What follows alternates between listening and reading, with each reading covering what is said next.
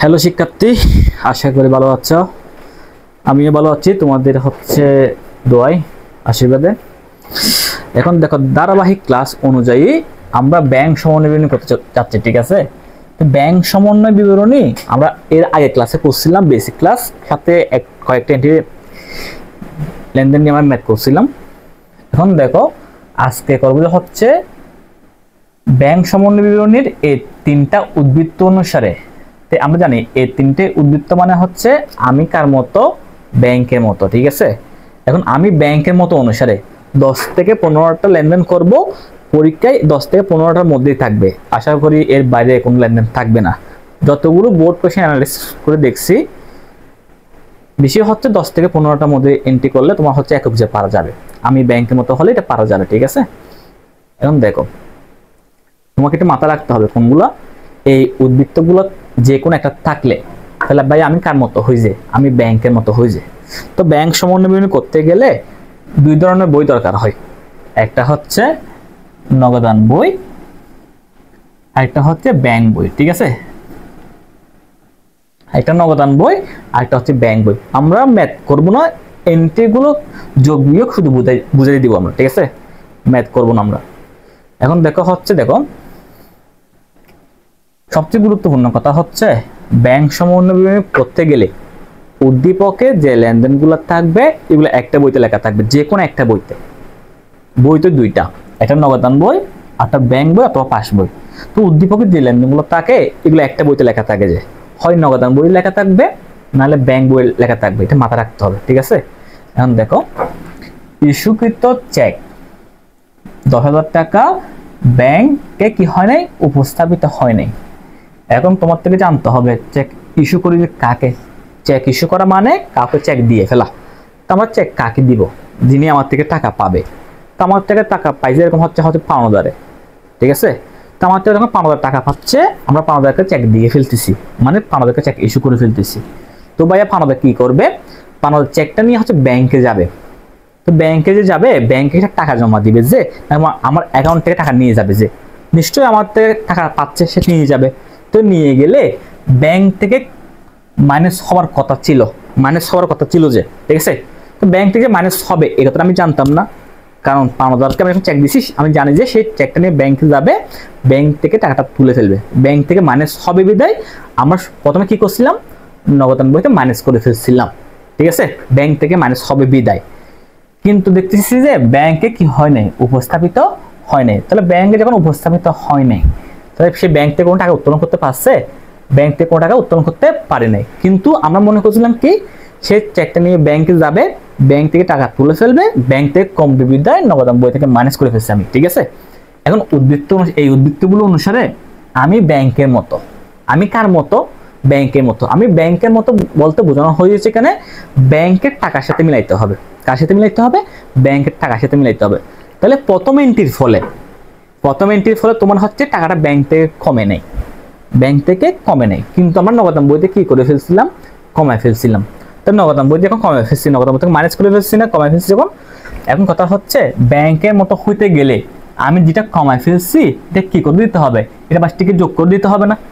ব্যাংকের মতো হইতে গেলে ব্যাংক তো কমায় নেই, আমি কমায় ফেলছি। এখন ব্যাংকের সাথে যখন মিলাতে যাব, যেটা কমা সেটা কি করে দিতে হবে, প্লাস করে দিতে হবে, ঠিক আছে? তাহলে প্রথম লেনদেনটা হচ্ছে এই উদ্বৃত্ত অনুসারে, তো এটা কি হবে, যোগ হয়ে যাবে, ঠিক আছে? ক্লিয়ার? এরপর দেখো 2 নম্বরটা দেখো, দেনদার কর্তৃক সরাসরি ব্যাংকে জমা দান, ঠিক আছে? তো দেনদার কর্তৃক সরাসরি কোথায় জমা দিছে, ব্যাংকে জমা দিছে। তো দেনদার যখন ব্যাংকে জমা দিছে, তার টাকাটা কোথায় বৃদ্ধি পাইছে, তোমার ব্যাংকে বৃদ্ধি পাইছে না? এই লেনদেনটা যে নগদান বইতে লেখা হয় না, এটা কি উল্লেখ আছে? নগদান বইতে লেখা হয় না, তাও কিন্তু এখানে উল্লেখ নেই।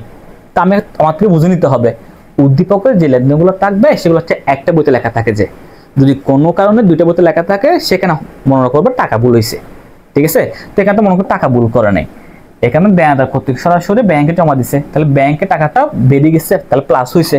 তাহলে কোথায় লেখা হয় নাই, নগদান বইতে লেখা হয় নাই। আমরা জানি কি, ব্যাংকে লেখা থাকলে নগদান বইতে লেখা থাকে না, আর নগদান বইতে লেখা থাকলে ব্যাংকে লেখা থাকে না, ঠিক আছে?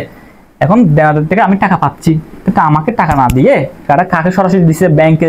ব্যাংকে টাকা বাড়ছে, ব্যাংক যোগ করছে, তাহলে এই উদ্বৃত্তগুলো অনুসারে আমি হচ্ছে কার মতো, ব্যাংকের মতো। তাহলে এই লেনদেনটা করে টাকাটা ব্যাংকে বৃদ্ধি পাইছে না, আমি ব্যাংকের মতো হইতে গেলে ব্যাংক বাড়াইছে, আমার থেকে কি করতে হবে, বাড়াইতে হবে, যোগে লিখতে হবে। ঠিক আছে, ক্লিয়ার? এখন দেখো 3 নম্বরটা, দেখো 3 নম্বরটা হচ্ছে জমাকৃত চেক ব্যাংক কর্তৃক প্রত্যাখ্যান। মানে হচ্ছে আমি বা দেনাদার যে চেকগুলো জমা দিয়েছিল, দেনাদার যে চেকগুলো জমা দিয়েছিল ওই চেকগুলো ব্যাংক হচ্ছে কি করলো, প্রত্যাখ্যান করলো।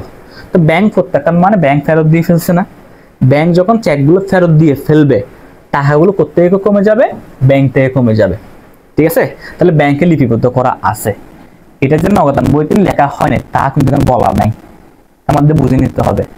ব্যাংকে লিপিবদ্ধ করা থাকলে কোথায় লিপিবদ্ধ করা থাকবে না, নগদান বইতে লিপিবদ্ধ করা থাকবে না। ঠিক আছে, এখন কথা হচ্ছে ব্যাংক প্রত্যাখ্যান যখন করছে টাকাটা কোত্থেকে কমে গেছে ভাইয়া, ব্যাংক থেকে কমে গেছে না। এখন এই উদ্বৃত্তগুলো অনুসারে আমি কার মতো, ব্যাংকের মতো। তো ব্যাংকের মতো হইতে গেলে ব্যাংক ম্যানেজ করছে বিধায় আমার থেকে কি করে দিতে হবে, ম্যানেজ করে দিতে হবে। ঠিক আছে, এখন দেখো 4 নম্বর, ব্যাংক কর্তৃক ঋণের কিস্তি পরিশোধ। তো ঋণ আমি যখন ঋণ নিব, তো আমার থেকে ঋণের কিস্তি দিতে হবে না। তো ঋণের কিস্তি আমি কি সরাসরি নগদ টাকা দিয়েছি, ওকে নগদ টাকা দিয়ে নেই। তো টাকাটা কোত্থেকে চলে গেছে, সে কিস্তিটা কোত্থেকে দিচ্ছে, ব্যাংক থেকে। তো ব্যাংক যখন ঋণের কিস্তি পরিশোধ করছে, তো ব্যাংক থেকে টাকা কমে গেছে, এই ব্যাংক থেকে কমে গেছে। তাহলে উদ্বৃত্ত অনুসারে আমি কার মতো, ব্যাংকের মতো। ব্যাংক কমাইছে, আমার তো কি করতে হবে, কমাইতে হবে। ঠিক আছে, এখন দেখো 5 নম্বর, ব্যাংক কর্তৃক সুদ কি করলো, মঞ্জুর করলো। তো ব্যাংক সুদ মঞ্জুর করছে মানে এই লেনদেনটা কথা মানে এটা কি, এই কথাটা মানে হচ্ছে আমরা যখন টাকা ব্যাংকে জমা রাখবো, তো ব্যাংক আমাকে সুদ দিবে। এখন সুদটা আমাকে নগদে দিয়ে ফেলবে না, আমার ব্যাংকে যত টাকা জমা ছিল ওই অ্যাকাউন্টের সাথে টাকাটা বাড়াই দিবে। তাহলে ব্যাংক সুদ যখন মঞ্জুর করতেছে, সুদটা আমাকে দিচ্ছে না, আমার অ্যাকাউন্টে দিচ্ছে। যে তো টাকাটা কোথায় বৃদ্ধি পাচ্ছে, তোমার ব্যাংকে বৃদ্ধি পাচ্ছে। ঠিক আছে, সেটা কি নগদান বইতে লেখা হয়েছিল, লেখার মধ্যে লেখা হয় নাই। আমরা জানি কি, যে কোনো একটা বইতে লেখা থাকে যে হয় ব্যাংকে লেখা থাকলে নগদে লেখা থাকবে না, নগদে লেখা থাকলে ব্যাংকে লেখা থাকবে না, এটা মাথায় রাখতে হবে। তো ব্যাংক সুদ মঞ্জুর করছে মানে ব্যাংকে লিপিবদ্ধ হয়েছে, তাহলে কোথায় লিপিবদ্ধ হয় নাই, নগদান বইতে। এখন দেখো এই উদ্বৃত্ত অনুসারে আমি কার মতো, ব্যাংকের মতো। তো এই 5 নম্বর লেনদেনটার ফলে টাকাটা কোথায় বৃদ্ধি পাইছে, তোমার ব্যাংকে বৃদ্ধি পাইছে। তা আমি ব্যাংকের মতো হইতে গেলে ব্যাংক প্লাস করছে, আমার তো কি করে দিতে হবে, প্লাস করে দিতে হবে। ঠিক আছে, ক্লিয়ার? এরপর দেখো 6 নম্বর, 5,000 টাকার প্রাপ্য বিল 4,500 টাকায় বাট্টা করা হয়েছে, কিন্তু নগদান বইতে সম্পূর্ণ মূল্য লেখা হয়েছে। অনেক সময় সম্পূর্ণ মূল্যের জায়গায় পূর্ণ মূল্য থাকতে পারে। ঠিক আছে, একটা জিনিস মাথায় রাখবা যে একটা প্রাপ্য বিলের মেয়াদ হচ্ছে 3 মাস। কয় মাস, 3 মাস। তো প্রাপ্য বিল বাট্টাকরণটা কি, প্রাপ্য বিল বাট্টাকরণ হচ্ছে দ্বারে বিক্রয়ের ফলে যে বিলের সৃষ্টি হয়, দ্বারে বিক্রয়ের ফলে যে বিল সৃষ্টি হয় তাকে বলা হয় যে প্রাপ্য বিল। ওই বিলটার মেয়াদ হচ্ছে তোমার হচ্ছে 3 মাস, প্রাপ্য বিলের মেয়াদ হচ্ছে 3 মাস। কোনো কারণে যদি 3 মাসের আগে যদি আমি বিলটা বাঙাইতে ব্যাংকে গেলে 3 মাসের আগে, তখন ব্যাংক আমাকে সম্পূর্ণ টাকা দিবে না, সেখান থেকে কিছু টাকা কেটে নিবে। ঠিক আছে, এখন যদি 3 মাস পরে গেলে তখন যত টাকা বিলের টাকা ছিল তখন তত টাকা আমাকে ব্যাংক দিয়ে ফেলবে 3 মাসের পরে গেলে। কিন্তু 3 মাসের আগে গেলে ব্যাংক আমার থেকে কিছু টাকা কেটে নিবে। এখন দেখো প্রাপ্য বিলের টাকা ছিল 5,000 টাকা, এখন 5,000 টাকা প্রাপ্য বিল 4,500 টাকা কি করা হয়েছে, বাট্টা করা হয়েছে, কিন্তু নগদান বইতে সম্পূর্ণ মূল্য লিখে হচ্ছে না। এখন দেখো এটা ব্যাংকও লেখা আছে, নগদান বইতেও লেখা আছে, কিন্তু টাকার ফিগারটা একটু ভুল হয়েছে, কথা বুঝছো? এখন দেখো মাথা রাখতে হবে যে কি, বাট্টা ভাঙানোর পর যে টাকাটা পাওয়া যাবে ওই টাকাটা ব্যাংকে জমা হবে। তো ব্যাংকে যখন জমা হচ্ছে তাহলে ব্যাংকে কয় টাকা বাড়তেছে, 4,500 বৃদ্ধি পাইছে না। বিলের টাকা ছিল 5,000 টাকা, বাট্টা করার পর টাকাটা কোথায় জমা হয়ে যায়, ব্যাংকে। তো ব্যাংকে কয় টাকা জমা হয়েছে, 4,500 জমা হয়েছে। ঠিক আছে, কিন্তু নগদান বইতে কি লেখা হয়েছে, সম্পূর্ণ মূল্য। এখানে সম্পূর্ণ মূল্যের জায়গায় পূর্ণ মূল্য থাকতে পারে, সম্পূর্ণ মূল্য লেখা হয়েছে। তো নগদান বইতে সম্পূর্ণ মূল্য লিখছে মানে তাহলে কয় টাকা লিখে ফেলছে, 5,000 টাকা লিখে ফেলছে না। নগদান বইতে 5,000 টাকা লিখছে, ব্যাংকে লিখছে কয় টাকা, 4,500। তো এই উদ্বৃত্তগুলো অনুসারে আমি কার মতো, আমি হচ্ছি ব্যাংকের মতো। এখানে আমি বলতে নগদান বই, আমি কার মতো, ব্যাংকের মতো। এখন ব্যাংকের মতো হইতে গেলে ব্যাংক বাড়াইছে 4,500, কিন্তু আমি বাড়াই ফেলছি কয় টাকা, 5,000 টাকা না। তো ব্যাংকের মতো হয়েছি, হই নাই। তো ব্যাংকের মতো হইতে গেলে আমি এখানে নগদান বইতে বেশি কয় টাকা লিখে ফেলছি, বেশি 500 টাকা লিখে ফেলছি না, এরকম মাইনাস করে দিতে হবে। কি করে দিতে হবে, মাইনাস করে দিলে আমি ব্যাংকের মতো হয়ে গেলাম, এই ব্যাংকের মতো হয়ে গেছে। ঠিক আছে, তাহলে এই লেনদেনটা আমি ব্যাংকের মতো অনুসারে 500 টাকা যে নগদ নম্বরটি বেশি লিখছিলাম এটা কি দিতে হবে, কমাই দিতে হবে। ঠিক আছে, ক্লিয়ার? ব্যাংক কর্তৃক বিনিয়োগের সুদ কি করলো, আদায় করলো। তো ভাইয়া বিনিয়োগের সুদটা কি, এটা চাই না। তো ভাইটা এই বিনিয়োগের সুদটা কি আদায় করছে, তোমার ব্যাংক আদায় করছে। ঠিক আছে, একটা ব্যাংক যখন আদায় করছে টাকাটা কোথায় বৃদ্ধি পাইছে, ব্যাংকে বৃদ্ধি পাইছে। তাহলে এই উদ্বৃত্তগুলো অনুসারে আমি ব্যাংকের মতো, তো ব্যাংকের মতো হইতে গেলে ব্যাংক বাড়াইছে আমার থেকেও বাড়াইতে হচ্ছে, তাহলে যোগে লিখতে হবে। কেমন, ক্লিয়ার? এরপরটা দেখো, এবং 4 নাম্বার হচ্ছে ব্যাংক কর্তৃক চার্জ ধার্য করলো। তো ব্যাংক যখন চার্জ ধার্য করছে তার মানে ব্যাংকের অ্যাকাউন্ট থেকে টাকাটা কেটে ফেলছে। কোথায় কাছে তোমার ব্যাংকের অ্যাকাউন্ট থেকে, তো ব্যাংকের অ্যাকাউন্ট থেকে যখন টাকা কেটে ফেলছে টাকা কোথায় কমে গেছে, তোমার ব্যাংক থেকে কমে গেছে। ঠিক আছে, তাহলে এই উদ্বৃত্ত থাকলে আমি ব্যাংকের মতো হব। তো ব্যাংক কমাইছে আমার থেকেও কি করতে হবে, কমাইতে হবে। ঠিক আছে, ক্লিয়ার? এরপরটা হচ্ছে 10 নাম্বার, সরি 9 নাম্বার দেখো, ব্যাংক কর্তৃক জীবন বীমার প্রিমিয়াম প্রদান করছে। তো জীবন বীমার প্রিমিয়াম মানে চুক্তি উত্তোলন, তাহলে উত্তোলন টাকাটা কোথেকে দেওয়া হয়েছে, ব্যাংক থেকে দেওয়া হয়েছে না, ব্যাংক কর্তৃক প্রদান করে দিয়েছে।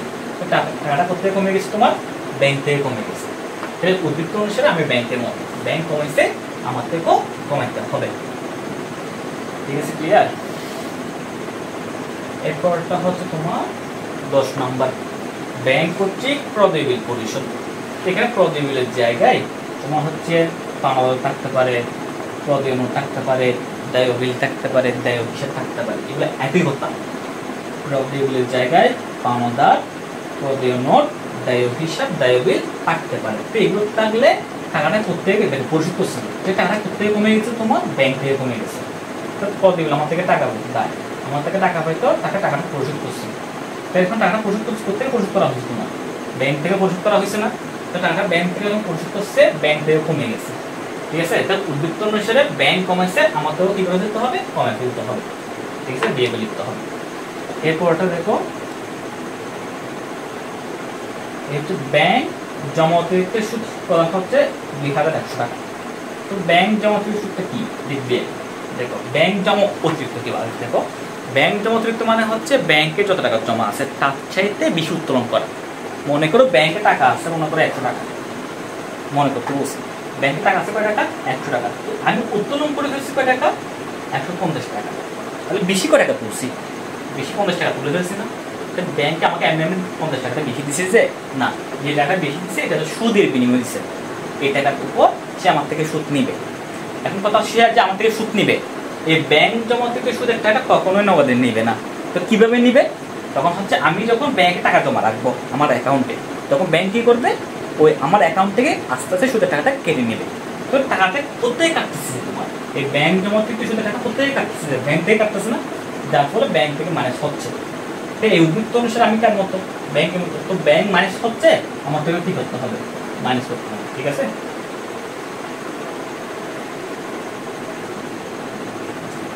এরপরটা হচ্ছে তোমার ব্যাংক কর্তৃক লভ্যাংশ দেয়।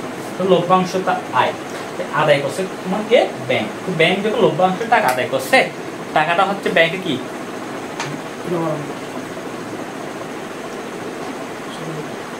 এটা হইল দেখো 12 নম্বর হচ্ছে তোমার ব্যাংক কর্তৃক লভ্যাংশ আদায় করছে। তো ব্যাংক যখন লভ্যাংশ আদায় করছে টাকাটা কোথায় বৃদ্ধি পাইছে, তো টাকা তোমার ব্যাংকে বেড়ে গেছে না, ব্যাংক প্লাস করছে। তাহলে এই উদ্বৃত্ত অনুসারে আমাকে কি করা উচিত, আমি ব্যাংকের মতো যেহেতু ব্যাংক প্লাস করছে আমার থেকেও প্লাস করে দেওয়া উচিত, তাহলে যোগে লিখতে হচ্ছে। কেমন? এরপর দেখো 13 নম্বর, খরিদ্দার সরাসরি ব্যাংকে জমা দান। খরিদ্দার মানে হচ্ছে দেনাদার। এই খরিদ্দারের জায়গায় দেনাদার থাকতে পারে, প্রাপ্য হিসাব থাকতে পারে, প্রাপ্য বিল থাকতে পারে। ঠিক আছে, যে কোনো একটা কিছু থাকতে পারে। তো খরিদ্দার, দেনাদার, প্রাপ্য হিসাব, প্রাপ্য বিল কর্তৃক সরাসরি ব্যাংকে কি দিছে, জমা দিছে। তো টাকাটা যখন ব্যাংকে জমা দিছে, ব্যাংক টাকা বৃদ্ধি পেয়েছে না, ব্যাংক বাড়াইছে। তো এই উদ্বৃত্ত অনুসারে আমার থেকেও কি করতে হবে, আমি যেহেতু ব্যাংকের মতো ব্যাংক বাড়াইছে আমার থেকেও পাস করতে হবে, বাড়াই দিতে হবে। এরপর হচ্ছে 14 নম্বর হচ্ছে ব্যাংক কর্তৃক বাড়ি ভাড়া পরিশোধ করছে। তো বাড়ি ভাড়াটা হচ্ছে ব্যয়, বাড়ি ভাড়া টাকাটা কে দিছে, যে ব্যাংক দিছে না। তো ব্যাংক দিছে মানে টাকা কোথা থেকে কমে গেছে, তোমার ব্যাংক থেকে কমে গেছে। ঠিক আছে, ব্যাংক থেকে কমে গেছে, তা আমি এই উদ্ভিদ আমি কার মতো, ব্যাংকের মতো, ব্যাংক কমাইছে, আমার তো কি করে দিতে হবে, কমাই ফেলতে হবে। ঠিক আছে, এরপর হচ্ছে 15 নম্বর, ব্যাংক কর্তৃক কমিশন ধার্য করলো। ব্যাংক আমাকে বিভিন্ন ধরনের সেবা দেওয়ার ফলে আমার থেকে কিছু টাকা কমিশন ধার্য করে। এই কমিশনের টাকাটা নগদ নেয় না, এই টাকাটা নিবে যে আমার ব্যাংকের অ্যাকাউন্ট থেকে টাকাটা কেটে নিবে, যার ফলে টাকা কোথেকে কমতেছে, ব্যাংক থেকে কমে যাচ্ছে। তো ব্যাংক থেকে কমতেছে, উদ্ভিদ অনুসারে আমাকে কি করতে হবে, ব্যাংকের মতো হইতে গেলে ব্যাংক কমাইছে, আমার থেকেও কি করে ফেলতে হবে, কমে ফেলতে হবে। এখন 1 থেকে 15 যতগুলো এন্ট্রি করছি এগুলো বাইরে সাধারণত কোনো একটা এন্ট্রি থাকে না, পরীক্ষায় এগুলো করলে সাধারণত তুমি কমন পেয়ে যাবে, এগুলো বাইরে সাধারণত থাকবে না। কথা বুঝছো? আজকের মতো এটা শেষ, পরবর্তী ক্লাসে হচ্ছে আমরা উভয় নিয়ে আলোচনা করবো, কেমন? সাথে থাকিও, আর পেজটা একটা ফলো করে দিও, ইউটিউবে একটা সাবস্ক্রাইব করে দিও।